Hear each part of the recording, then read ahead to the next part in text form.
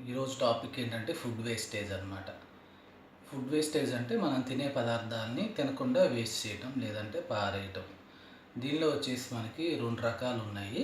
ఒకటి ఇంట్లో జరిగే ఫుడ్ వేస్టేజ్, రెండోది వచ్చేసి మనకి ఫంక్షన్స్‌లో గానీ, లేదంటే బయట హోటల్స్‌లో గానీ జరిగే ఫుడ్ వేస్టేజ్ అనమాట.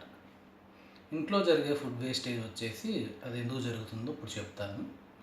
ఇంట్లో జరిగే ఫుడ్ వేస్టేజ్ వచ్చేసి మనకి అవేర్‌నెస్ అనమాట. ఏ పదార్థాలు ఎలా నిల్వ చేయాలి, ఏ పదార్థాలు ఎలా వండాలి అని తెలియక మనం ఫుడ్ వేస్ట్ చేస్తాము. రెండోది, అతిథులు ఎవరన్నా వచ్చినప్పుడు వాళ్ళకి సరిపోదేమోనని చెప్పి ఎక్కువ ఫుడ్ మనం ప్రిపేర్ చేస్తాము. వాళ్ళు తినకుండా వెళ్ళిపోతే ఆ ఫుడ్ అంతా వేస్ట్ అయిపోతుంది.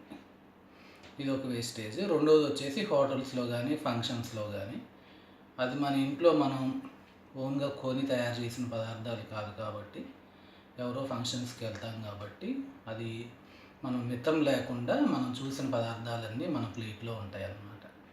ఆ ఉన్న ప్లేట్లో అన్నీ మనం తింటామా అంటే తినము.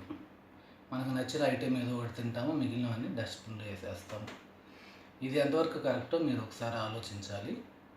ఫుడ్ వేస్టేజ్ అంటే మనకి జనరల్గా ఇది ఎప్పుడూ మనకి కొత్త టాపిక్కే.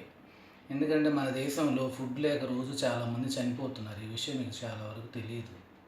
ఫుడ్ అనేది వాళ్ళకి దగ్గరికి రీచ్ అవ్వక, వాళ్ళకి ఆహారం లేక, సరైన సదుపాయాలు లేక చాలామంది చనిపోతున్నారు.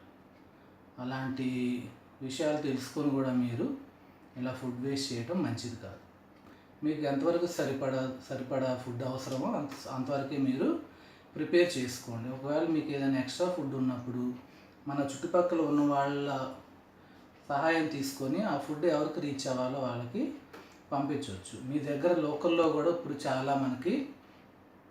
చాలామంది ఇట్లాగా వాలంటీర్స్ లాగా వస్తున్నారనమాట. ఫుడ్ డొనేట్ చేస్తాము, లేకపోతే మీ దగ్గర ఉన్న పాత బట్టలు డొనేట్ చేస్తాము. వాళ్ళకి మీ ఫుడ్ ఇచ్చేసేసి ఎవరికైతే లేవో వాళ్ళకి పాస్ అయ్యే విధంగా చేయండి. ఓకేనా? ఈ విషయం మీరు తెలిసిన వాళ్ళందరికీ షేర్ చేస్తారనుకుంటున్నాను. ధన్యవాదాలు.